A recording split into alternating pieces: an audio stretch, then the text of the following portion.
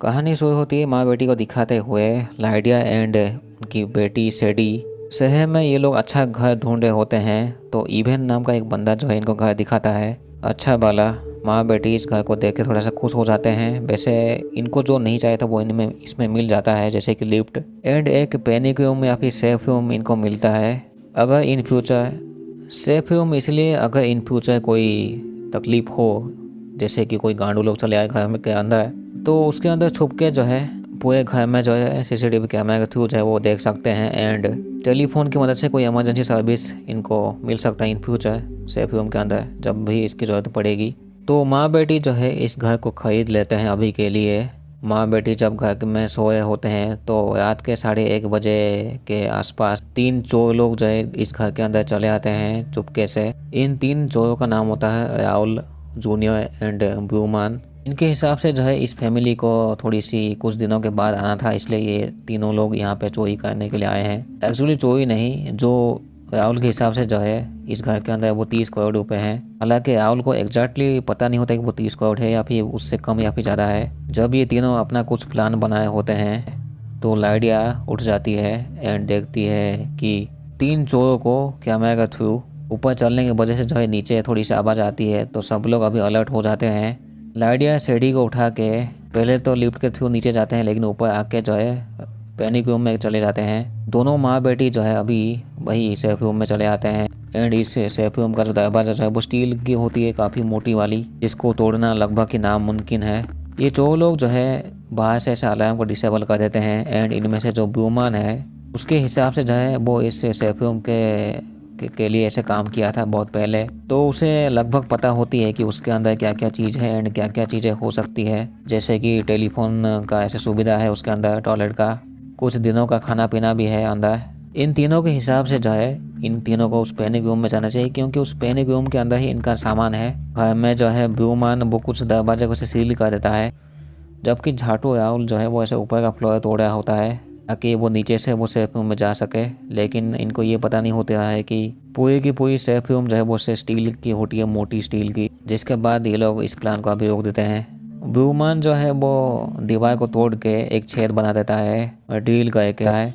And ये जो दीवार के थ्रू जो छेद बनाया था ब्रूमान ने, ये छेद जो है सेफ रूम के वेंटिलेशन चैम्बर के थ्रू जाता है। उसी छेद में एक पाइप डाल के जो है ये लोग गैस ऐसे छोड़ देते हैं। एंड इनका ये प्लान काम भी करता है। वो गैस जो है वो पूरी सेफ रूम में फैल जाती है। तो लाइडा जो है वो डक टेप में वो कवर करने की कोशिश करती है उस चैम्बर को, लेकिन काम नहीं बनता है। काम नहीं बनने की वजह से जो है वो आग लगा देती है, जिसके वजह से जब वो जूनियर जो है उसका हाथ जल जाता है थोड़ा सा।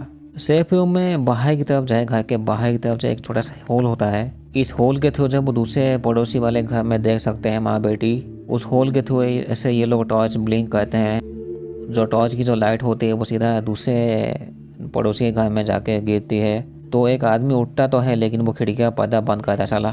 इसका मतलब है ये वाला प्लान इनका फेल हो गया है। एक चीज़ मैं बताना भूल गया कि इस सेफ रूम के अंदर जो है वो मोबाइल का सिग्नल आपको नहीं मिलेगा। एंड ये चीज़ जो है वो लाइडा को पता नहीं होती है। वो सेफ रूम का दरवाज़ा खोल के अपने रूम में जाके वो फ़ोन तो लाती है, लेकिन वो इस्तेमाल कर नहीं पाती क्योंकि उसमें सिग्नल ही नहीं मिलता है। जिसके बाद जो है लाइडा टेलीफोन का इस्तेमाल करती है, एक तार को जोड़ के कॉल लगाती है अपने पति को, स्टीवन को। जब इनकी बातें चल रही थी तो ब्रूमान जो है वो कम्युनिकेशन कट कर देता है बाहर से, जैसे कि उसे पता होता है सेफ रूम के बारे में, तो वो जानता है।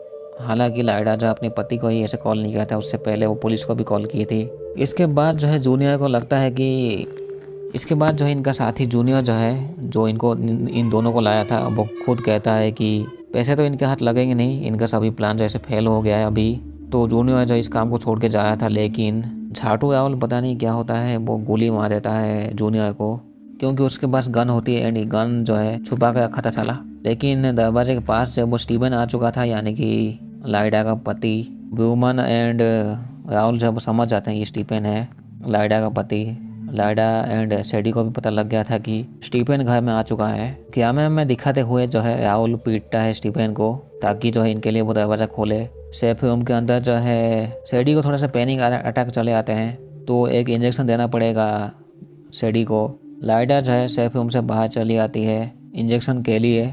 तो ब्रूमान एंड ये राहुल जो है वो पैनिक रूम में चले जाते हैं। लेकिन लाइडा जब भाग के आने वाली होती है, वो मेडिसिन को जो है वो इस रूम के अंदर फेंकती है, दरवाज़ा बंद करने के टाइम जो है राहुल का हाथ अटक जाता है दरवाजे में, लेकिन राहुल का जो गन होता है वो बाहर रहता है, जिसको कि लाइडा उठा लेती है उस गन को। सेडी को इंजेक्शन देना जरूरी था तो ब्रूमन जो है वो इंजर्ड कर देता है सेडी को। लाइडा नीचे वाले फ्लोर में जाके स्टीफन से भी मिलती है जो कि बुरी हालत में होता है।